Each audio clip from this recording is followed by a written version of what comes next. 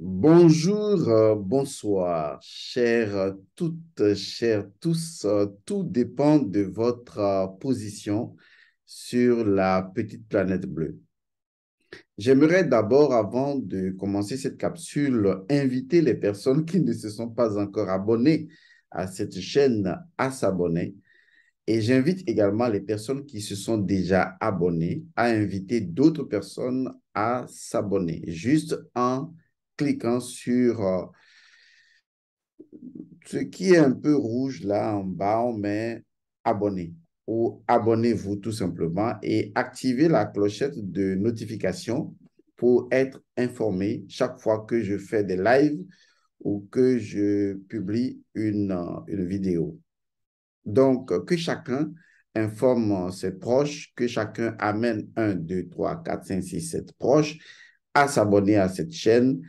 Et plus nous serons nombreux, plus nous allons passer de bons moments ensemble. Vous avez constaté, beaucoup de personnes me sont revenues avec le rituel de samedi. Les gens étaient impressionnés, ils étaient très contents.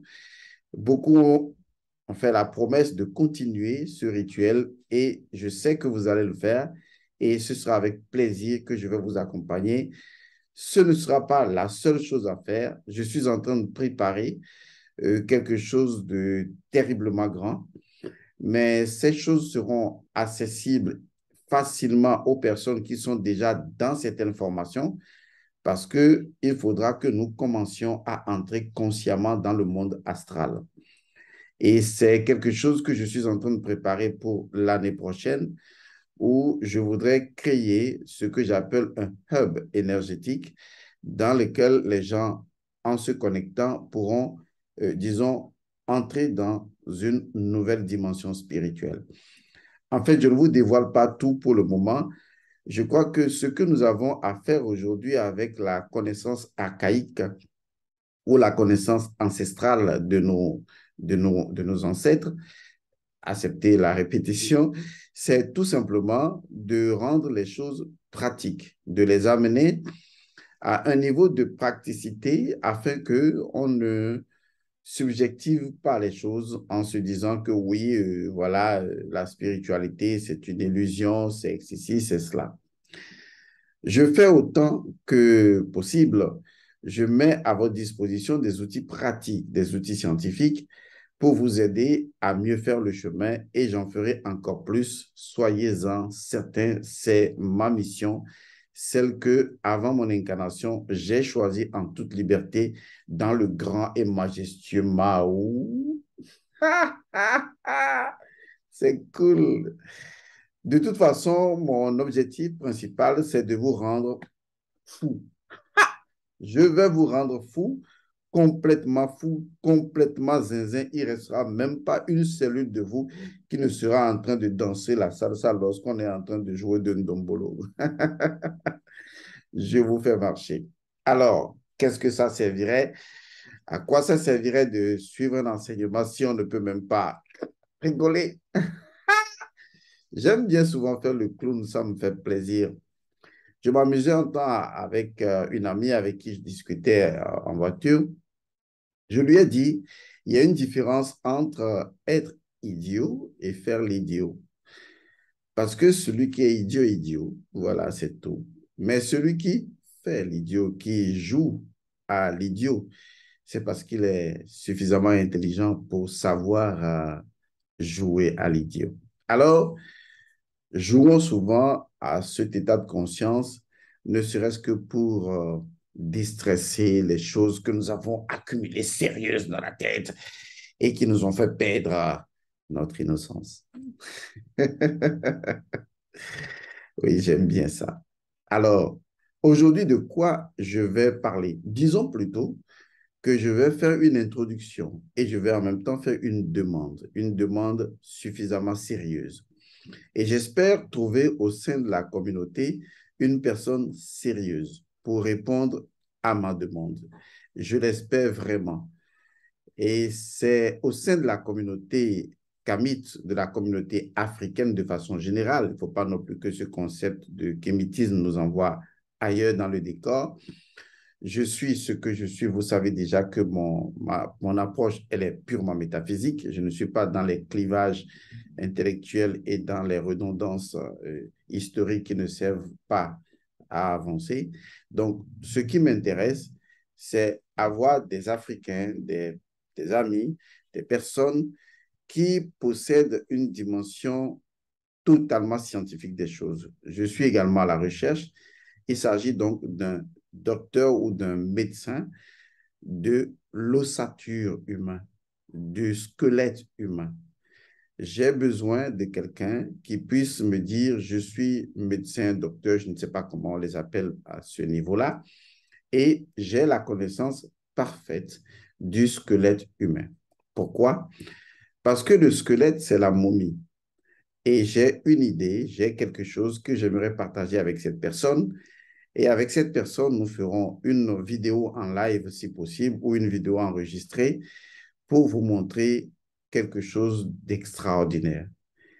Si je fais appel à un médecin docteur, quel que soit le nom qu'on lui donne, une personne sérieuse, une personne, disons, sincère, une personne qui va faire la démonstration d'une partie du squelette humain. Je vais lui dire de quoi il s'agira. Pour le moment, je n'en parlerai pas.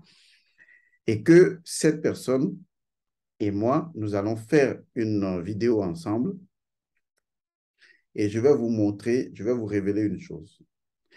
Aujourd'hui, je vais vous parler en introduction de là où je veux aller et que je continuerai lorsque je serai en contact avec quelqu'un dans cette dimension-là. Et vous allez voir jusqu'à quel point la science de nos ancêtres, c'était véritablement une science applicable, non seulement à la dimension spirituelle des choses, mais à la dimension matérielle physique. Nos ancêtres étaient des praticiens. Il faut bien le garder en tête. Ils ont enlevé, ils ont étudié l'être humain de l'extérieur comme de l'intérieur. Ils avaient la connaissance parfaite des muscles, de chaque ligament et des cellules du corps humain.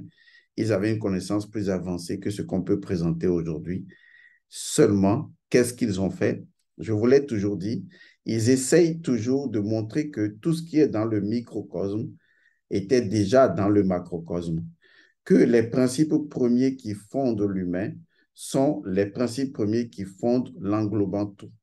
Et à travers le nombre d'or qui veut quand même que une unité soit à son ensemble ce que l'ensemble est au tout, il veille à ce que l'équilibre soit. L'équilibre étant cette identité fondamentale du phallus d'Osiris qui, en fait, inscrit dans la Maat, permet à l'individu de vivre heureux. Donc, pour nos ancêtres, il est hors de question de créer une civilisation contre nature, de créer une civilisation en dehors de la nature, ce qui est aberrant, ou de créer une civilisation artificielle. Parce qu'une civilisation artificielle est une agression contre la nature, et une agression contre la nature, ben, vous savez, la nature, elle finira par broyer toute réalité artificielle parce qu'elle voudra demeurer ce qu'elle est, mère nature. Maintenant, laissez-moi vous conduire vers une petite ouverture de ce que j'aimerais partager avec vous. Est-ce que vous avez entendu parler une fois des archives akashiques? Oui, tout de suite, j'entends des oui partout. C'est vrai. Tout le monde, pratiquement tout le monde, a entendu une fois parler des archives akashiques ou des mémoires ou de la mémoire akashique, généralement connue également comme étant la mémoire de la nature. En fait, en résumé, les archives akashiques ou tout simplement les archives, puisqu'on associe archives à akasha, akasha étant le cinquième élément, la synthétique des quatre éléments. Et donc, c'est que l'on appelle souvent également la lumière astrale pour certaines personnes. Et donc, il y a, disons, une compréhension spirituelle qui indique que chaque individu a l'ensemble de son histoire, depuis qu'il est principe premier jusqu'à ce qu'il est aujourd'hui, ce qu'il a été, ce qu'il est et sera, que l'ensemble de son historique d'être et d'existence sont répertoriés, sont mémorisés dans ce qu'on appelle les archives akashiques ou tout simplement sont mémorisés dans l'akasha. Et donc, ces unités informationnelles qui sont répertoriées dans l'akasha sont appelées des archives.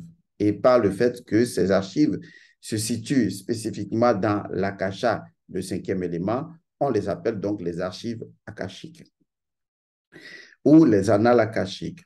Ces archives akashiques, dans certaines traditions, sont sous l'autorité de ceux qu'on appelle les seigneurs du karma. Les seigneurs du karma ne sont pas des individus. Moi, je les ai rencontrés à plusieurs reprises. Ce sont des principes qui prennent forme et généralement, on les appelle également les 7 secondes parce que, en fait, de façon présentielle, de façon régulière, ils sont au nombre de 7 qui gèrent les archives de l'âme. Parce que justement, les archives akashiques sont également appelées des archives de l'âme.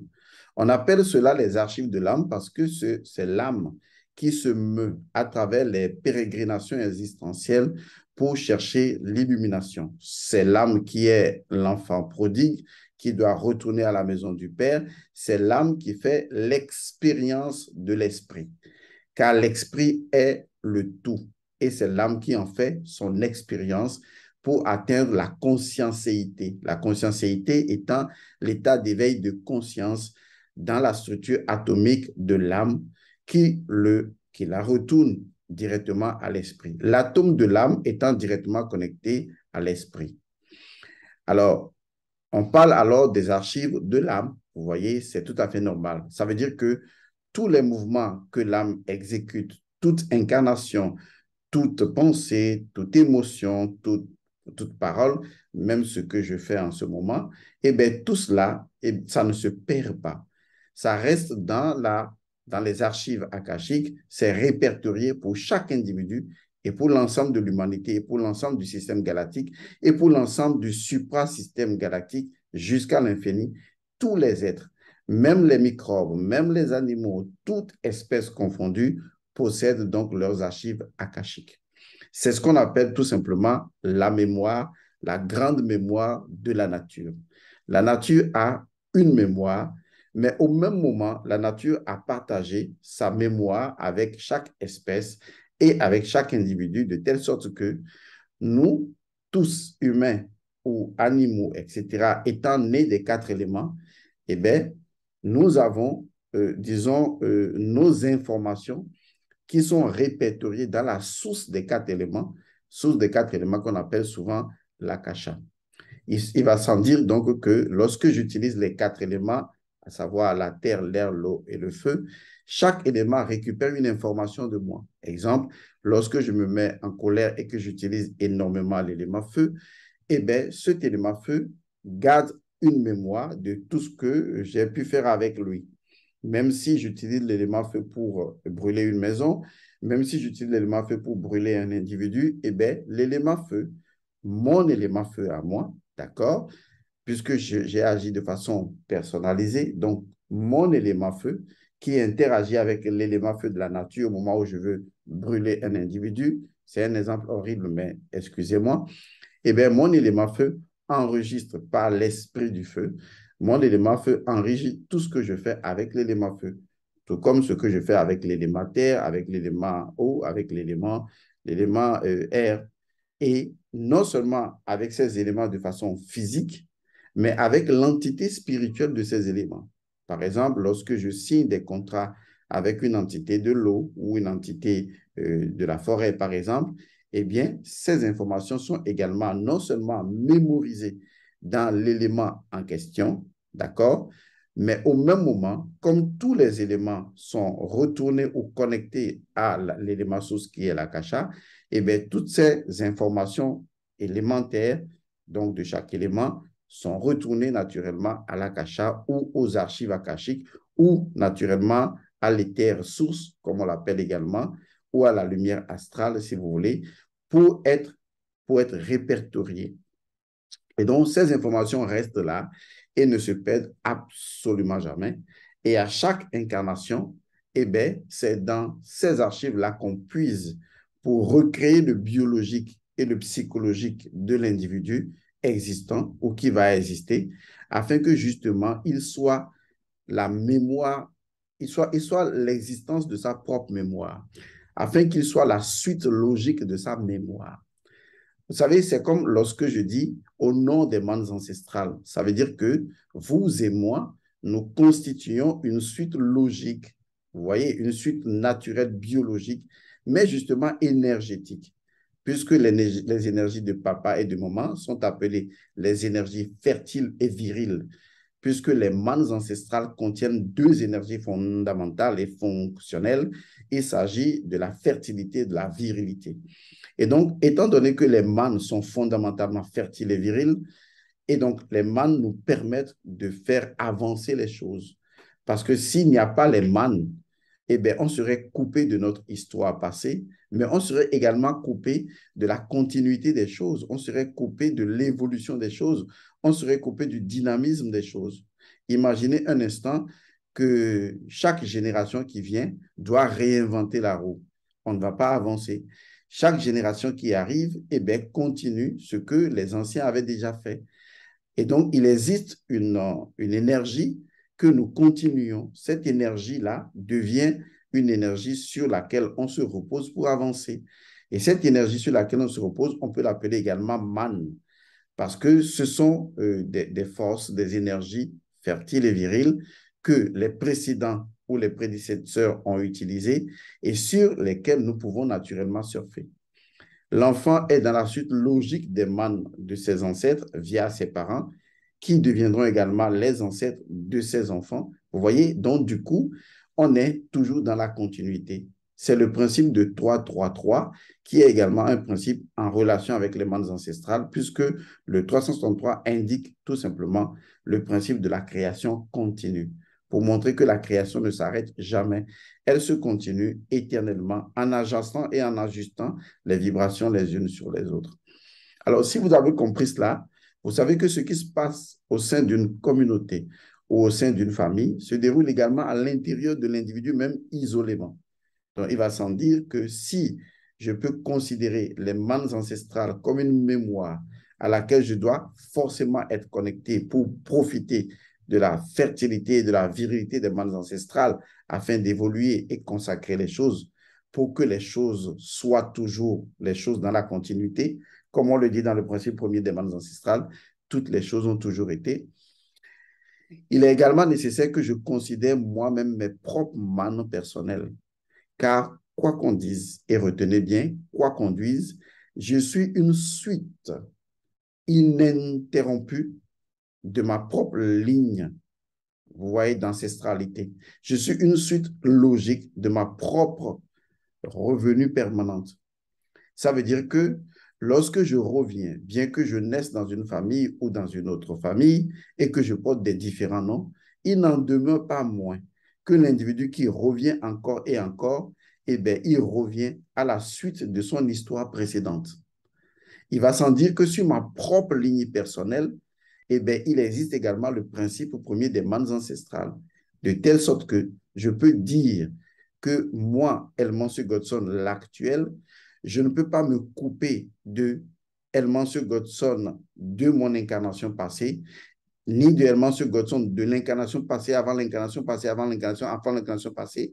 Ça veut dire que je tisse une ligne qui constitue maintenant une forme de, disons, de lien ancestral, puisque je procède de façon continue de moi-même, de façon illimitée. Et à partir de ce moment, je détiens forcément ce que j'appelle les archives. Puisque si je peux être une suite continue de moi-même, c'est qu'il fallut forcément avoir des archives qui puissent reconduire l'identité de l'individu, même si c'est dans une forme différente. Donc, par exemple, dans une incarnation passée, je n'étais pas Elmansu Godson, et ça, soyez-en sûrs, parce que je me rappelle parfaitement de mon incarnation passée.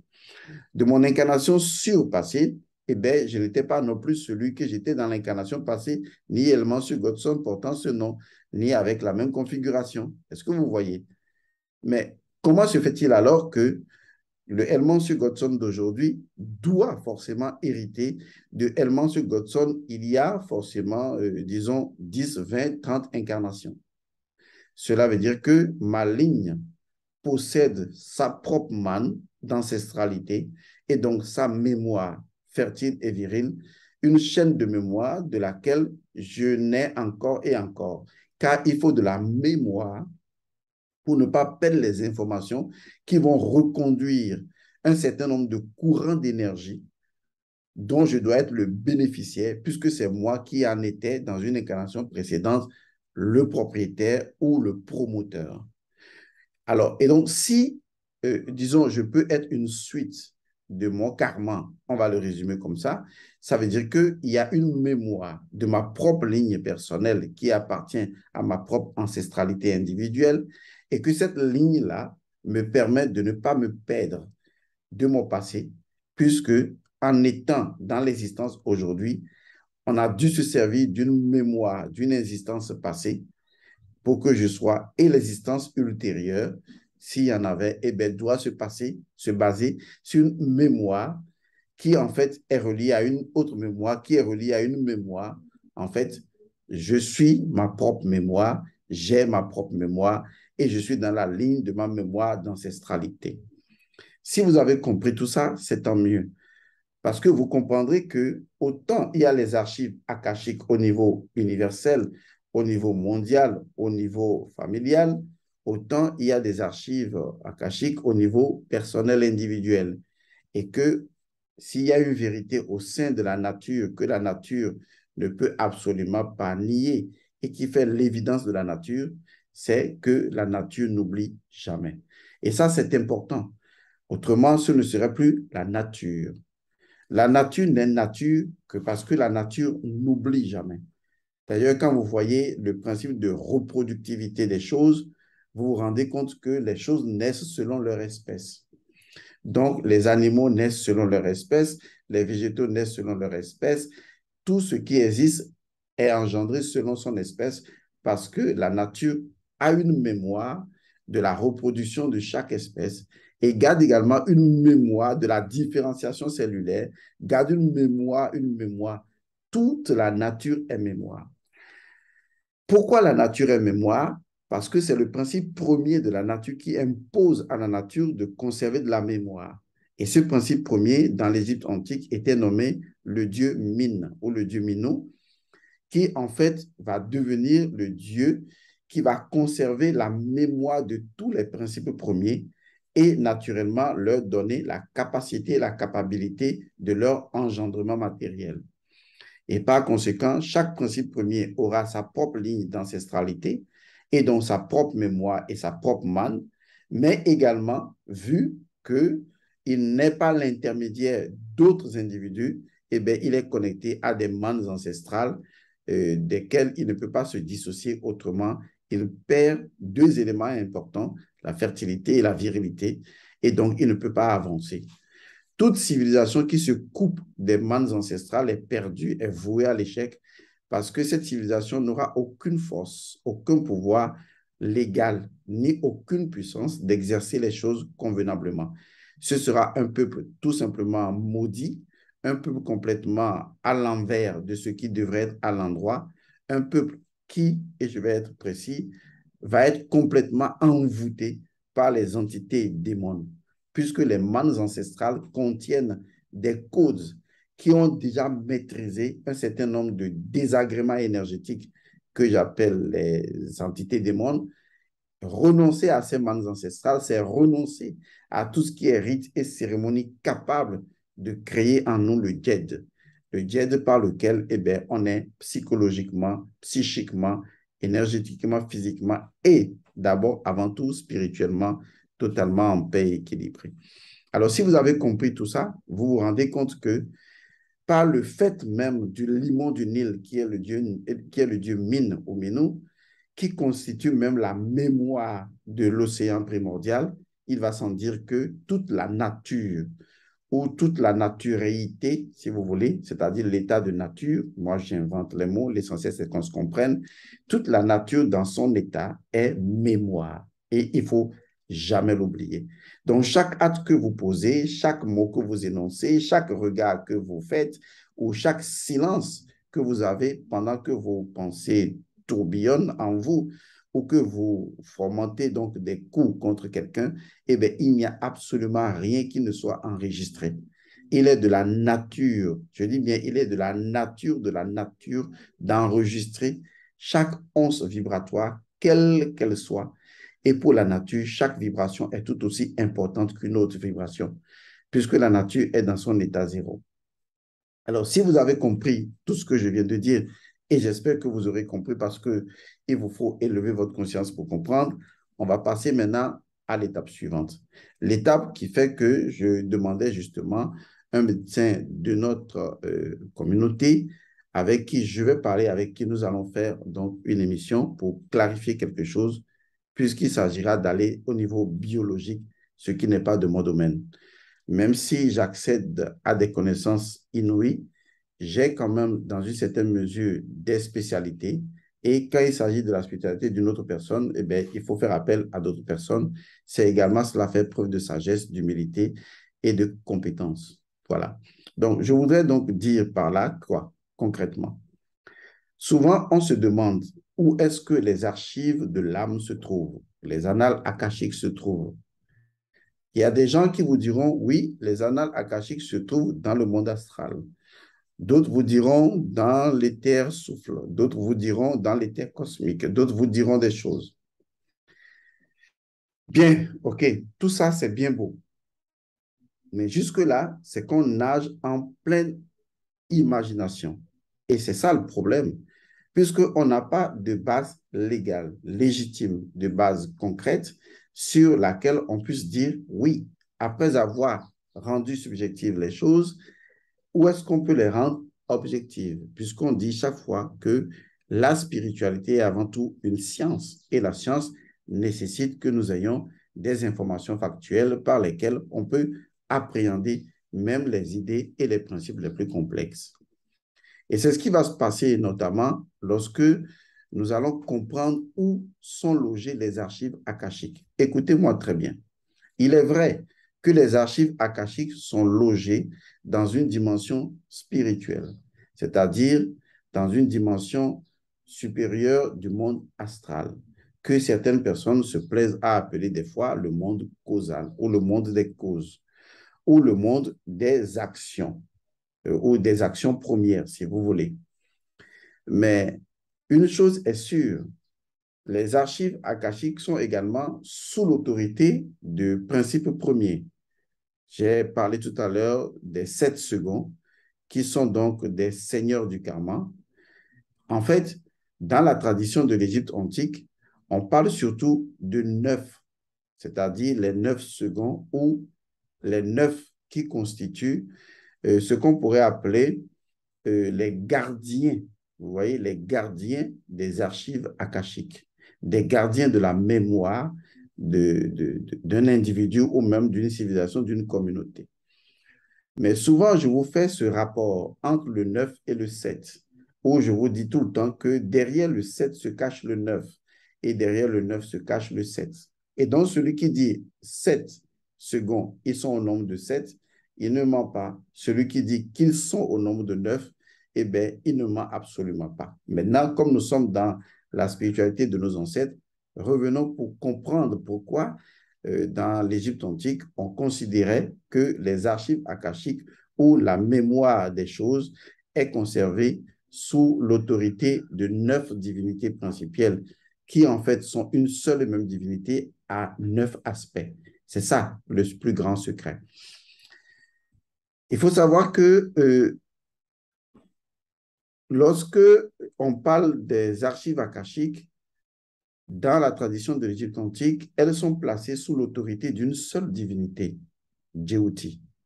C'est Thoth Hermès ou Djéouti, en fait, on dit Douti, Douti, parce que c'est un D qui est barré en bas.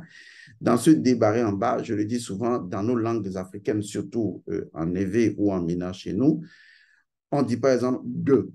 C'est quelque chose que bon, l'Occident ne peut pas prononcer. L'Occident dira de, alors que pour nous, ce n'est pas de. Le son provient dessous la langue. Ça fait deux. Ça fait duty, vous voyez? Duty. Et ça produit un son bien précis. Donc, ça vient de sous la langue. Maintenant, pas de déformation, on dit duty. Même si ce n'est pas vraiment duty, c'est duty. Mais tout ça, ce qui est plus important, c'est de comprendre le principe premier de duty. Ce n'est pas de ça que nous allons parler aujourd'hui, puisque nous sommes en train de parler, en fait, d'expliquer le principe premier des archives akashiques et du fait que vous ne pouvez pas ne pas en avoir. C'est d'obligation. Ça fait partie de la mémoire de la nature qui restitue à chaque individu pour que la mate soit, lui restitue sa mémoire. D'ailleurs, quand vous lisez le livre des morts, le jugement du défunt, la psychostasie, est lié en fait à la mémoire du défunt et rien d'autre qu'à cela. Toute l'histoire du défunt, du jugement du défunt se déroule dans la mémoire du défunt. Ça veut dire que le défunt est en face d'un certain nombre de choses, même la grande dévoreuse. Hein, la grande dévoreuse est à l'intérieur de la mémoire du défunt.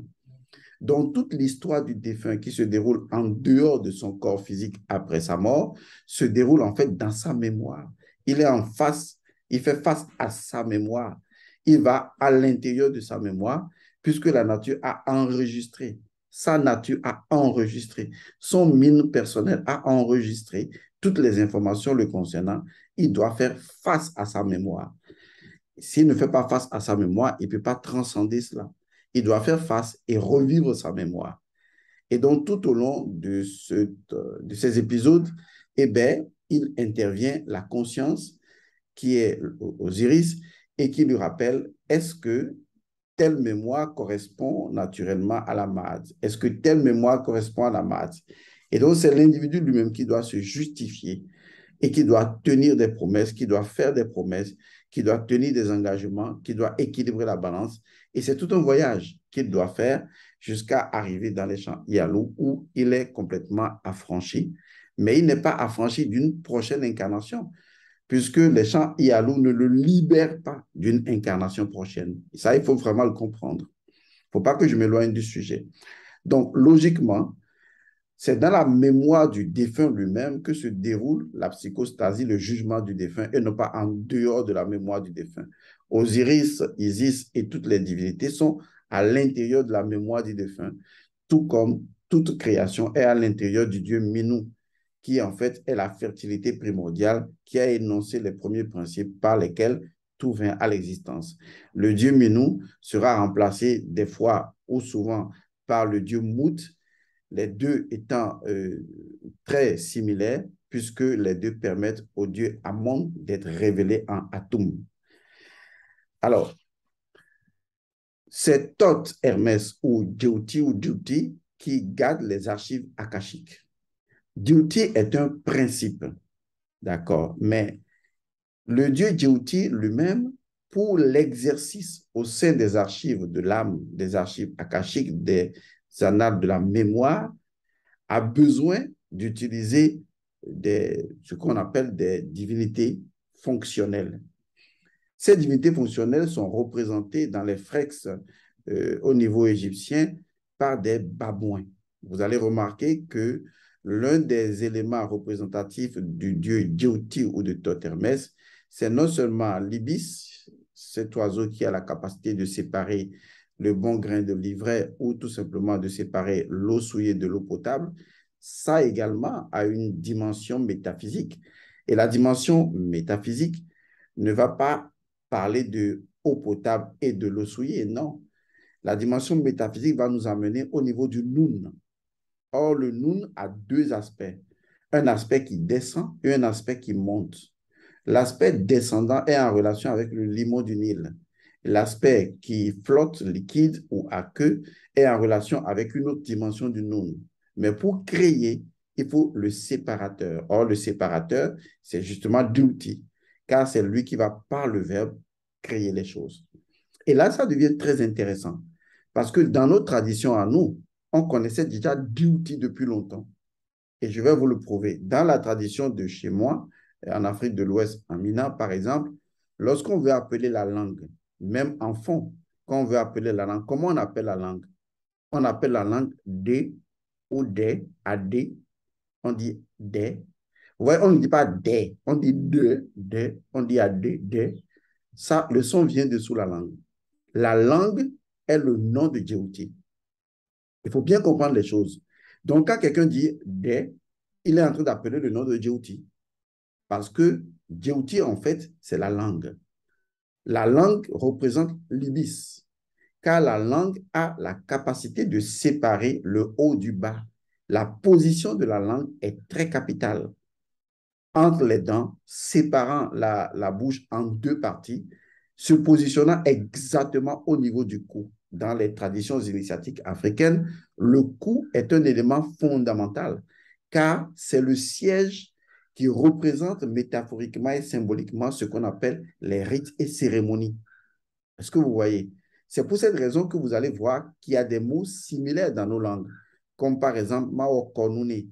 Quand on dit Waokonu, au même moment, on va te dire ko, le cou. Mais au même moment, on va dire neko. Vous voyez? Ça veut dire qu'en fait, le même mot, avec des intonations différentes, peut signifier non seulement le cou, signifie les rites et cérémonies, mais signifie également ce qui éclaire, la lumière. Or, c'est ce même mot ko ou ko qu'on retrouve en japonais qui signifie également la lumière. Vous voyez, tout est relié ensemble. Alors, je veux dire par là qu'en fait, la langue a une position stratégique. Nos ancêtres avaient déjà décrypté tout ça. La langue a une position stratégique parce qu'il joue le rôle de séparateur entre deux dimensions, la dimension de l'esprit et la dimension de la matière. Donc, il y a une dimension qui descend, une dimension qui est en suspension. Et cette dimension se trouve entre, disons, deux chakras.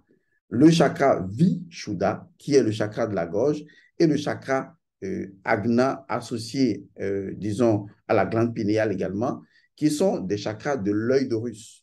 Donc, on peut dire fondamentalement que Duty se trouve entre ce qu'on pourrait appeler l'œil d'Horus et naturellement le chakra Vishuddha qui représente naturellement la déesse Mut, mais qui représente également la déesse Mine, mais qui représente également beaucoup d'autres choses, comme par exemple la naine à partir de laquelle, dans son accouplement avec le dieu Ré, qui représente l'œil spirituel, à partir de laquelle donc Dé est venu au monde, Dé étant Djibouti. Donc Djibouti est l'enfant du milieu ou la naissance entre justement deux chakras essentiels. Je vais vous conduire vers quelque chose de pratique. Les archives akashiques sont sous l'autorité de Djibouti. Ça, c'est clair maintenant. Mais pour travailler, Djibouti a besoin des babouins. OK? Les babouins, dans la représentativité symbolique, sont non seulement des animaux, mais des divinités, avec une fonction, je ne veux pas dire en moins, mais plutôt une fonction, la fonction animale sur le plan spirituel. Il faut comprendre ce que ça veut dire. La fonction animale sur le plan spirituel signifie une fonction de non-résistance. Parce que c'est l'animal qui est sacrifié et donc on estime que l'animal ne résiste pas. Vous voyez, donc l'animal est une dimension de la non-résistance des choses. Je vous parlerai du principe premier des animaux en métaphysique et vous comprendrez. Et donc, à partir du moment où le dieu Ibis ou le dieu Déouti va choisir donc Ibis, c'est parce que c'est un rapport avec la langue. Vous voyez, l'Ibis, son bec, ce n'est pas le bec, c'est pour montrer la langue. Vous voyez, D, c'est pour montrer la langue, c'est le nom de Déouti.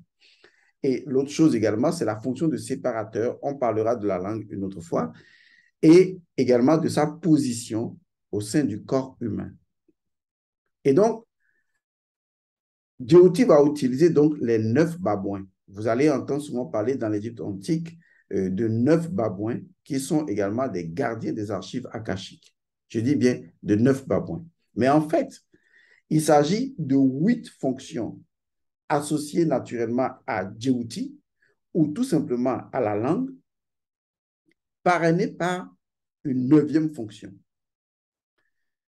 Vous trouverez forcément au niveau de la langue 8 fonctions fondamentales auxquelles sont coordonnées ou qui sont coordonnées par une 9e fonction. Ce qui veut dire qu'en clair, nos ancêtres ne faisaient pas seulement les choses dans l'esprit des choses, mais il devait trouver une correspondance matérielle pour justifier de la véracité des dimensions spirituelles. Et c'est par rapport à cela qu'ils ont construit les mythes et légendes, afin que cela ait non seulement une signification, mais que dans les invocations, la signification prenne corps par le fait même que ces significations et ces invocations reposent déjà sur un travail que la nature a déjà accompli. À partir du moment où on saisit cet élément, on va se demander, mais où se trouve finalement, pour quelqu'un qui est intelligent, qui peut poser la question, où se trouvent véritablement alors les archives akashiques? Certes, les archives akashiques sont dans la dimension spirituelle, mais dit ainsi, c'est vague. Mais il existe au niveau du squelette humain, c'est de là que je parlais d'un médecin avéré, il existe au niveau du squelette humain un os qui incarne de façon tangible et physique, connu des ancêtres, un os qui non seulement représente Djibouti, je dis bien un os dans le corps humain, un os physique qui représente Djibouti, mais c'est également ce os qui, de façon symbolique, représente le siège et de Djibouti et des archives akashiques. Ça veut dire que nous avons entre les mains non seulement une connaissance principielle, mais comme pour nos ancêtres, le macrocosme est indissociable du microcosme par le principe du 8, car c'est le 8 qui permet au macrocosme d'interpénétrer le microcosme. En fait, c'est très simple à comprendre. Oui, quand on te dit que c'est simple, mais les gens vont dire que ce n'est pas simple. Vous connaissez ce symbole-là. En fait, c'est un symbole intégrateur. C'est le symbole par lequel l'infiniment grand et l'infiniment petit s'interpénètrent. Et donc, pour nos ancêtres, il est impossible de dissocier l'infiniment grand de l'infiniment petit, et l'action de l'infiniment grand doit être constatable au niveau de l'infiniment petit, tout comme l'infiniment petit se constate au niveau de l'infiniment grand. Et donc, il était normal pour eux de voir au niveau du corps humain le siège même, squelette, l'ossature, la fonction matérielle de Djibouti. Et Djibouti a été identifié dans le squelette de l'homme. Or, vous savez que le squelette, c'est Osiris. Tout le squelette représente Osiris. Et Djibouti est là, positionné quelque part au niveau donc de la zone qui représente les rites et cérémonies, car chaque partie du corps a une représentativité métaphysique. Et c'est de ça qu'il s'agit. Cette connaissance avérée est la vraie connaissance, car en réalité, il n'y a pas de mémoire véritable dans la chair, il n'y a pas de mémoire véritable dans le sang, c'est vrai. Tout cela, c'est de la mémoire. Mais la véritable mémoire se trouve dans le squelette, dans les os, dans les parties internes de l'os. C'est là que se trouvent les principes premiers qui répertorient les mémoires éternelles de tout individu. Je parle tout aussi bien de façon physique que de façon spirituelle. C'est la raison pour laquelle nos ancêtres, ou dans certaines traditions d'ailleurs, chez les Indiens, on récupérait un squelette d'un ancêtre parce que grâce à ce squelette, on peut toujours garder la mémoire et la connexion avec cet ancêtre de façon permanente. Et c'est quand même bizarre que c'est la partie du corps humain qui a du mal à partir. Donc, je voudrais tout simplement vous dire que les archives akashiques existent. Ces archives akashiques sont en relation avec la langue qui représente Djibouti, sont gardées par 9 babouins, 8 fonctionnels, le 9e qui parraine. Djibouti représente donc la langue et le maître des archives akashiques. Et les archives akashiques sont localisées physiquement dans le squelette humain. Et ce squelette-là, ou ce os, je vais plutôt dire un os, ce os qui représente également Djibouti et la fonction de Djibouti, existe et on peut l'identifier et on peut faire son étude, sa fonctionnalité et voir comment ça interagit vraiment, aussi bien dans le mécanisme biologique que dans le mécanisme psychologique et naturellement dans le mécanisme spirituel de l'homme. Vous voyez donc que en fait, quand je partage ceci avec vous, je ne parle pas dans l'idée des choses, puisque je vous ramène à une dimension factuelle. D'accord? C'est là que des gens se disent, mais comment il a fait tout ça. Le problème, ce n'est pas que les choses n'ont pas toujours été, hein, mais est-ce que vous êtes, vous, dans l'énergie des choses qui ont toujours été? Est-ce que vous réalisez que vous avez toujours été? Parce que pour être à la hauteur de la connaissance éternelle, il faut se rappeler de son éternité. C'est seulement à ce niveau-là qu'on peut fréquencer et recevoir ou capter ou vivre l'expérience qui est la vraie. Alors, je reviendrai sur les archives akashiques. Je reviendrai sur comment accéder à ces archives akashiques. Parce que si justement on peut identifier un mécanisme physique biologique des archives akashiques ou un os qui symboliquement représente les archives akashiques, donc Djibouti, ça veut dire que nous avons là des éléments physiques qui peuvent nous aider à remonter notre historicité individuelle et collective. Pourquoi pas? Y a-t-il là un miracle à déceler? Non, il n'y a pas de miracle dans la nature quand la nature fait les choses. Parce que pour la nature, ce n'est aucunement un miracle. Peut-être pour l'homme, mais pour la nature, eh bien, ça fait partie de sa magie quotidienne. Je vous retrouve dans une autre capsule. Je vous invite, vous qui ne le savez pas encore, nous avons ouvert déjà la formation sur les menstrues. Vous qui attendiez cette formation, la formation sur les menstrues, c'est déjà disponible. Vous pouvez vous inscrire. Il faut voir simplement les numéros en bas qui vous donneront des détails. Nous avons également le séminaire intitulé Rites et cérémonies pour l'équilibre identitaire et le mieux vivre intégral. Ce séminaire qui a été fait à Paris. Maintenant, ce séminaire sera fait en ligne ou est déjà en ligne pour les personnes qui le souhaitent et vous pouvez participer également à ce séminaire-là. Jusque-là, revisitez encore cette vidéo, réécoutez-la et apprenez d'elle encore et encore et certainement vous comprendrez ce que je suis en train de vous dire. Vous n'avez encore rien vu. Ah, ah, ah. Paix et bénédiction à vous.